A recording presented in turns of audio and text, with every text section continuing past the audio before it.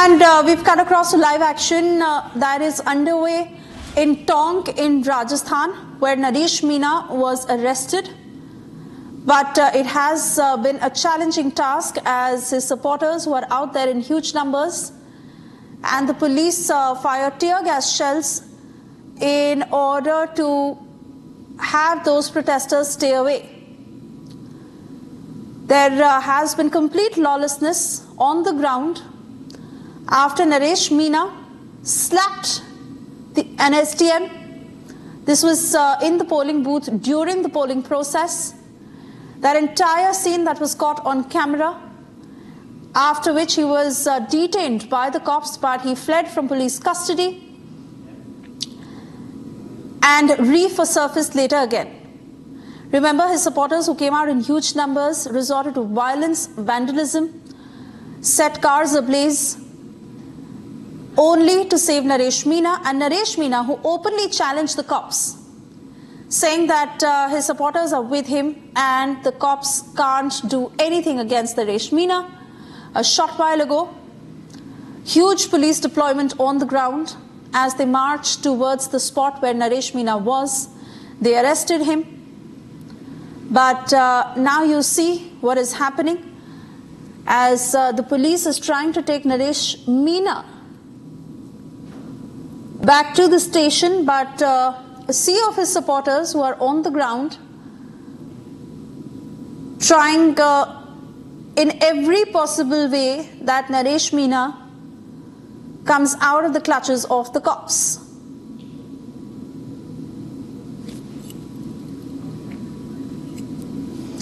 We stay with those pictures, in fact 4 set of pictures that are on your screens right now of when Naresh Meena slapped the STM and how massive protests erupted, which were of course staged by his supporters, where they resorted to vandalism and arson.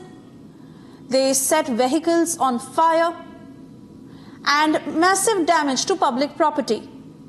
Soon security was heightened across all these sensitive areas, and a short while ago we saw how heavy police deployment on the ground was actioned.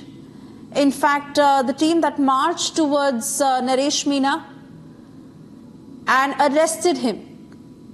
Then again, it has been a bit of a situation as his supporters have been creating a उन लोगों को वहां से हटा रहे हैं। उनकी मंशा दरअसल इतनी थी कि साफ तौर पर उनको एक तरीके से रोड से हटाया जाए ताकि जो सिचुएशन है लॉ एंड ऑर्डर को लेकर किसी भी तरीके की जो प्रॉब्लम है वो साफ तौर पर क्रिएट ना हो सके। तो जाहिर सी बात है जो अभी मौजूदा सिचुएशन यहाँ पर बनी हुई है, लोगों को हटाया जा रहा है, फोर्स डिप्लॉय यहाँ पर की गई है, सीनियर ऑफिसर्स जो है वो यहाँ पर मौजूद है और लोगों से शांति बनाए रखने की जो अपील है वो यहाँ पर एडमिनिस्ट्रेशन करता हुआ नजर Back to studio.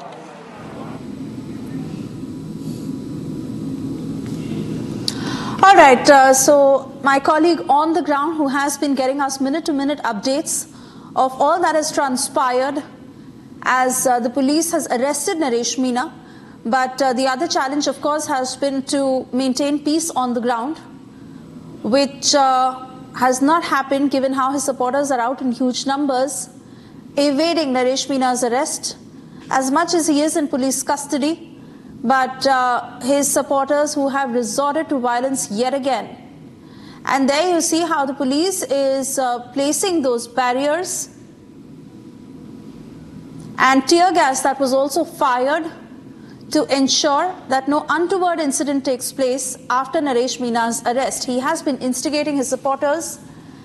This after he took the law into his hands, he slapped the STM, and all of that was captured on camera. There you see a huge cloud of smoke, black smoke, that emanates from where we are trying to understand how this fire happened and what was set ablaze. But our reporters on the ground who have been getting you minute-to-minute updates of the kind of lawlessness in Rajasthan in support of this one man, independent candidate and former Congress leader rebel Naresh Meena.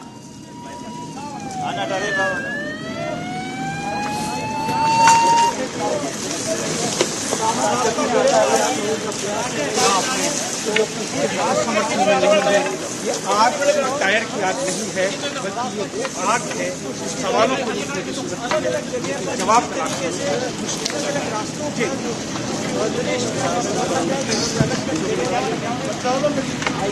तो पहले बुझा दो, पहले बुझा दो।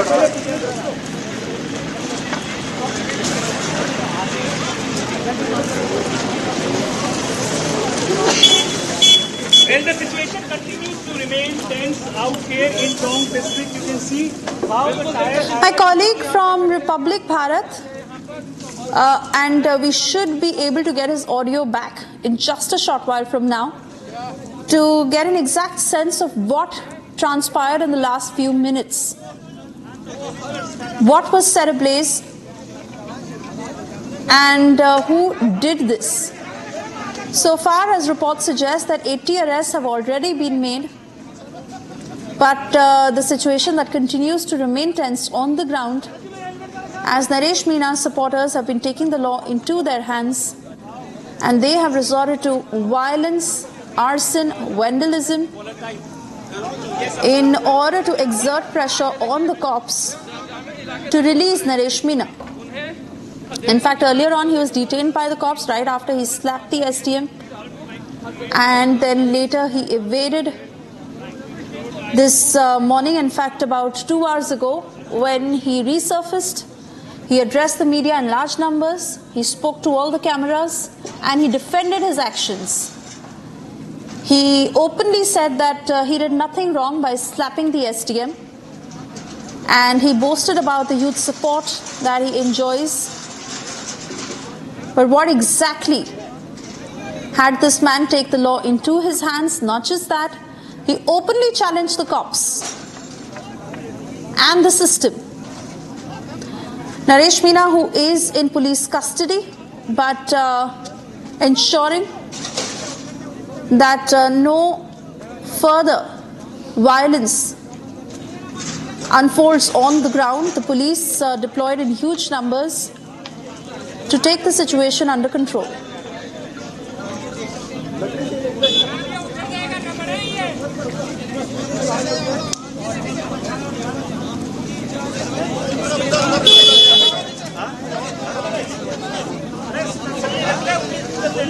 थोड़ा सी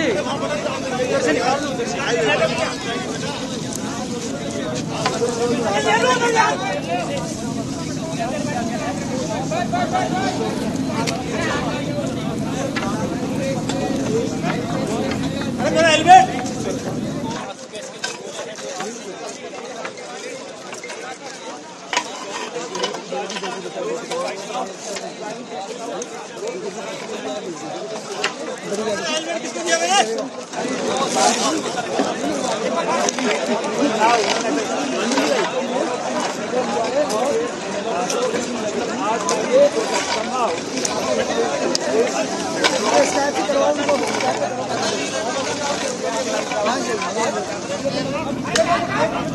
All right, let me cut across to Antara joining us from the newsroom as we stay with these pictures. Antara, the kind of mayhem that has unfolded in Tonk only because of this man, Naresh Meena, who thinks that he can take the law into his hands.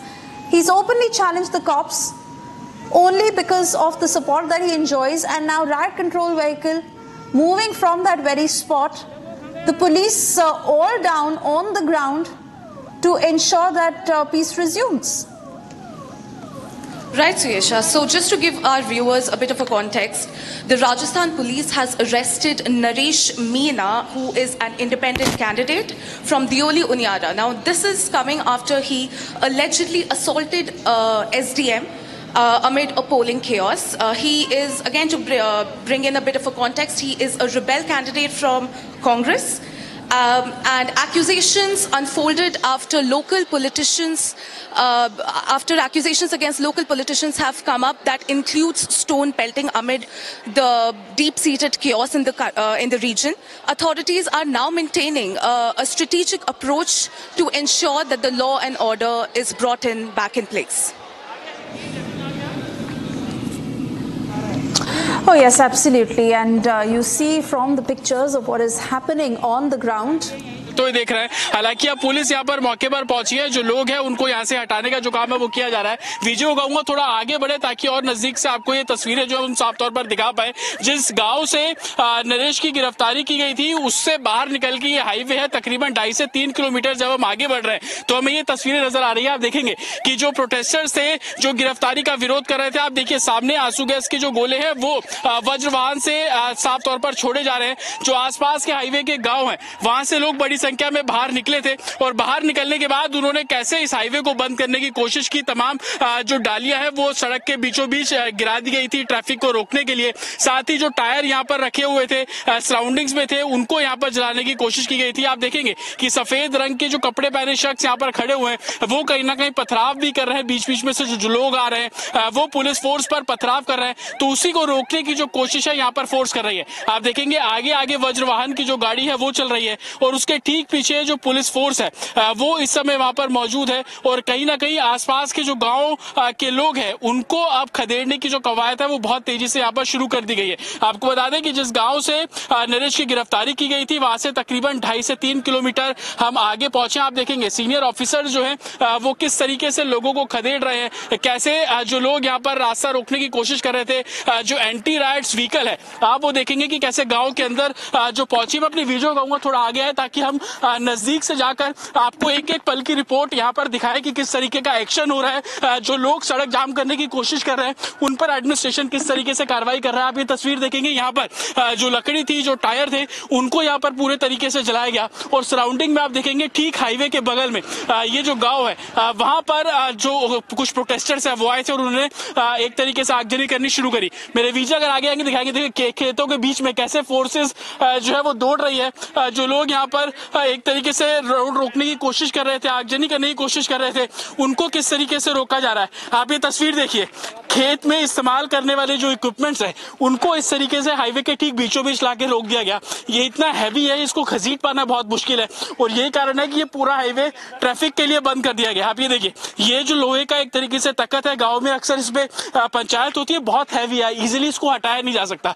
तो इस तरीके से पेड़ की डाली लगाकर highway को पूरे तरीके से ब्लॉक किया गया है। आप ये देखिए, जो साइन बोर्ड है जो हाईवे पे डायरेक्शन देने के लिए लगाया जाता है उसको पूरे तरीके से तोड़ा गया और उसके बाद उसको सड़क के बीचों बीच जो है वो रख दिया गया। आप हाईवे के ठीक बगल के गाँव को यहाँ पर देखेंगे, यहीं से लोग बाहर आए और बाहर आने के बाद उन्होंने पूरे हाईवे ब्लॉक किया और अब आप देखेंगे कि वज्र वाहन एंटी राइट्स व्हीकल जो है वो अब गाँव के अंदर मौजूद है। हमीरपुर गाँव इसको बोला जाता है, देखेंगे साइन बोर्ड लगा हुआ है और यहीं से जो प्रोटेस्टर्स आए थे उनको अब पीछे की तरफ खदेड़ने का जो प्रोसेस है वो शुरू किया जा रहा है। आप देखेंगे एसटीएफ के जवान यहाँ पर आपको खड़े हुए साफ तौर पर नजर आ जाएंगे। उसके अलावा जो लोकल पुलिस फोर्स है वो यहाँ पर डिप्लॉय की गई है, लेकिन हाईवे पूरे तरीके से प्रोटेस्टर्स ने बंद किया। आगजनी यहाँ पर की हाईवे को रोकने के लिए बड़े बड़े जो फार्मिंग के लिए इस्तेमाल किए जाने वाले इक्विपमेंट्स है जिनको ट्रैक्टर के साथ जोड़ा जाता है उसको बीच में स्टॉपर के तौर पर लगाया गया है। और अब आप तस्वीरों में देखेंगे कि एंटी राइट्स व्हीकल्स के साथ साथ जो फोर्सेस के जवान है वो यहाँ पर है और कहीं ना कहीं जो लगातार पत्थरबाजी कर रहे थे, जिन्होंने हाईवे को रोकने की कोशिश की, उन सभी को अब पीछे की तरफ धकेला जा रहा है। संभवतः अब ये जो एक तरीके से बैरियर कुछ लोगों ने प्रोटेस्ट के तौर पर यहाँ पर लगा दिए थे, गिरफ्तारी का वो लोग विरोध कर रहे थे, उसको अब फोर्सेस यहाँ पर हटाएगी। और आप पीछे की तरफ देखेंगे कि दोनों तरफ से जो रोड है वो पूरे तरीके से यहाँ पर बंद किया गया है। आप सड़क के बीचों बीच आप ये देखिए, आप ये इस तरीके के पत्थर भी देखेंगे। जब फोर्सेस यहाँ पर आ रही थी रोकने के लिए तो इस तरीके के पत्थरों का इस्तेमाल किया जा रहा था, जो फोर्सेस थे उन पर पथराव किया गया। इस जगह पर आएंगे तो सड़क के बीचों बीच आप देखेंगे कि यहाँ पर जो कांच है वो बिखरे हुए हैं और अभी भी आप देखेंगे सामने जो गांव है वहां से कुछ लोग पत्थरबाजी जो है वो कर रहे हैं। फोर्सेस लगातार बोल रही है कि आप पीछे की तरफ आइए, मैं अपनी वीडियो कहूंगा थोड़ा इस तरफ आए। आप देखेंगे कि जो सिक्योरिटी फोर्सेस है हाथ में डंडा लिए लोगों को डायरेक्शन दे रहे हैं, उनको अलर्ट कर रहा है कि आप लोग पत्थरबाजी ना करें। आप ये देखिए, जो सफेद पत्थर आपको सामने पड़ा हुआ दिख रहा है, ये अभी अभी जो पत्थर है वो सिक्योरिटी फोर्सेस पर फेंका गया है। पूरे हाईवे पर इस तरीके के आपको छोटे छोटे ब्लॉक्स नजर आ जाएंगे और इन्हीं ब्लॉक्स के जरिए जो पत्थरबाजी है वो सिक्योरिटी फोर्स फोर्सेस पर पूरे तरीके से की जा रही है। आप ये देखिए, आंसू गैस के गोले छोड़ने वाली जो गन है उसको लेकर जो फोर्सेस है अब इस हाईवे के दूसरे तरफ पड़ने वाला जो गाँव है वहां पर जा रहे हैं। लोगों को अपने घरों के अंदर जाने का जो एडवाइस है वो पूरे तरीके से किया जा रहा है। बोला जा रहा है कि आप लोग घर के अंदर मौजूद रहे, बाहर ना निकले। और कहीं ना कहीं उसी को लेकर ये राइट्स कंट्रोल व्हीकल आप देख रहे हैं, सबसे ऊपर जवान देख रहे हैं, जो आप नोजल देख रहे हैं, इन्हीं नोजल से जो आंसू गैस के शेल है वो एक तरीके से फायर किए जाते हैं। और जब इस हाईवे को रोका गया, आगजनी यहाँ पर की गई, तो वैसा ही प्रोसेस इससे शुरू किया गया। आप देखेंगे कि जो पुलिस फोर्सेज है, जो कमांडोज है STF के, वो बैरियर जो लगा दिए गए थे हाईवे के ठीक बीचों बीच, उसको अब यहाँ से लेकिन गिरफ्तारी के विरोध में जिस हिंसा की उम्मीद की जा रही थी उस समय तो नहीं, जिस समय गिरफ्तारी हुई उस समय हल्का फुल्का हुआ, लेकिन उसके बाद जो हाईवे को जाम करने का कवायद और पूरे तरीके से रोड को ब्लॉक करने की जो कोशिश है वो एक तरीके से उपद्रवियों द्वारा की गई, आगजनी हाईवे के ऊपर की गई, जिससे ट्रैफिक जब सिक्योरिटी फोर्सेस यहाँ पर पहुंची है, हुड़दंगियों को यहाँ से धकेला गया है पीछे की तरफ, और जो बैरियर्स यहाँ पर लगाए गए थे उनको अब सिक्योरिटी फोर्सेस यहाँ से हटाते हुए आपको साफ तौर पर नजर आ रही है। हाईवे पे थोड़ा और आगे बढ़ेंगे तो आप देखेंगे कि कैसे आगजनी जो है वो यहाँ पर की गई थी। अभी भी जो धुआं है आपको यहाँ से उठता हुआ नजर आ जाएगा। ये वो जगह है जहाँ पर टायर या सड़क के एक तरीके से हाईवे के पास जो चीजें इकट्ठी हो जाती है उसको बीच में रखकर आग लगा दी गई थी। और अभी भी धुआं आप देख रहे हैं, जो तस्वीर हम आपको लगातार पहले दिखा रहे थे, सड़क के बीचों बीच आप देखेंगे इस तरीके के जो पत्थर से ब्लॉक से उनको लाके रख दिया गया था, पथराव करने के लिए टुकड़े किए गए थे। फिर इन्हीं पत्थरों को उठाकर जो फोर्सेस है उनके ऊपर फायर भी किया जा रहा था। पत्थर जो है वो साफ तौर पर फेंके जा रहे थे। एक कंस्ट्रक्शन में इस्तेमाल होने वाले लाल पत्थर आप यहाँ पर देख लेंगे। तो कहीं ना कहीं कोशिश उनकी यही थी कि आगजनी की जाए, कल जैसी तस्वीर आज फिर से दिखाई जाए। गिरफ्तारी को लेकर जो लगातार सुबह से दलीलें दी जा रही थी, सड़कों पर उतरेंगे वैसा कुछ दिखाने की कोशिश, लेकिन अब सिक्योरिटी फोर्सेज मौके पर है, लोगों को खदेड़ा जा रहा है। एंटी राइड्स व्हीकल का पुलिस इस्तेमाल कर रही है। हाईवे को दोनों तरफ से खोलने का जो कवायद है वो तेजी से किया गया है। और अब आप देखेंगे कि तमाम जो हैवी व्हीकल्स हैं गुड्स के, वो भी अब हाईवे पर आना शुरू हो गए। तो कोशिश यही है कि स्थिति को सामान्य किया जाए।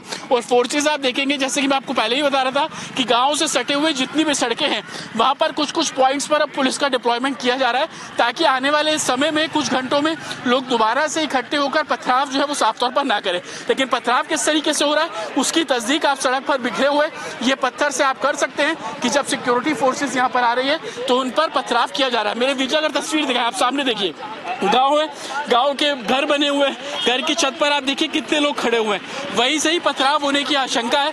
जो लोग हाईवे पे थे वो दौड़ते हुए जब भागे तो अपने घरों की तरफ गए हैं। पुलिस लगातार लोगों को एडवाइस कर रही है शांति बनाए रखें।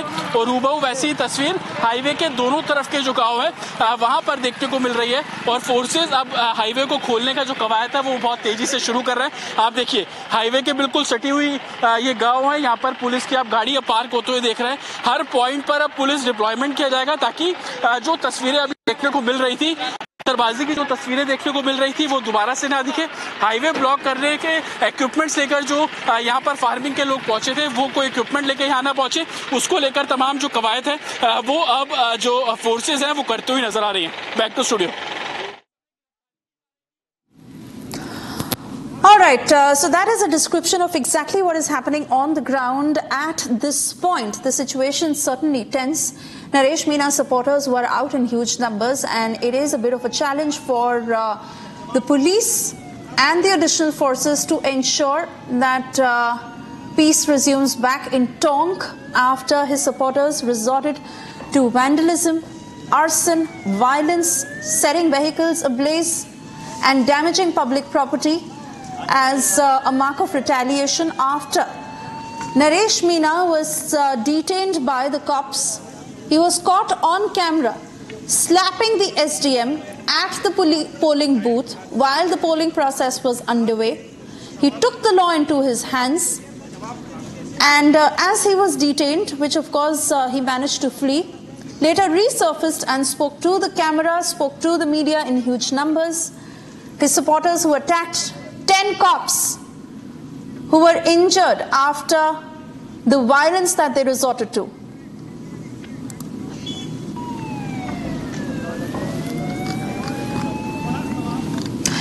Moving on, as Republic is bringing you the most detailed and deepest investigation on the gravity of the infiltration issue that is underway in Jharkhand. Yes, this in-depth investigation that has now attracted responses from across the political spectrum.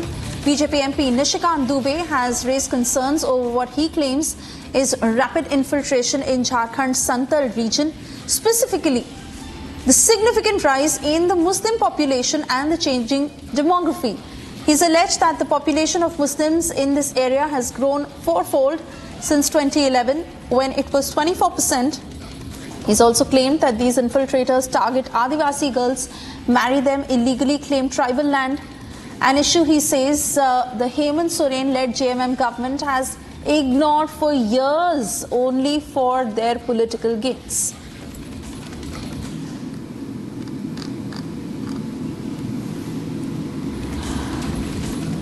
Remember, Himanta Biswa Sarma has been raking up this issue over and over again. In fact, even in a rally that was led by Prime Minister Narendra Modi, where he spoke about the increasing infiltration.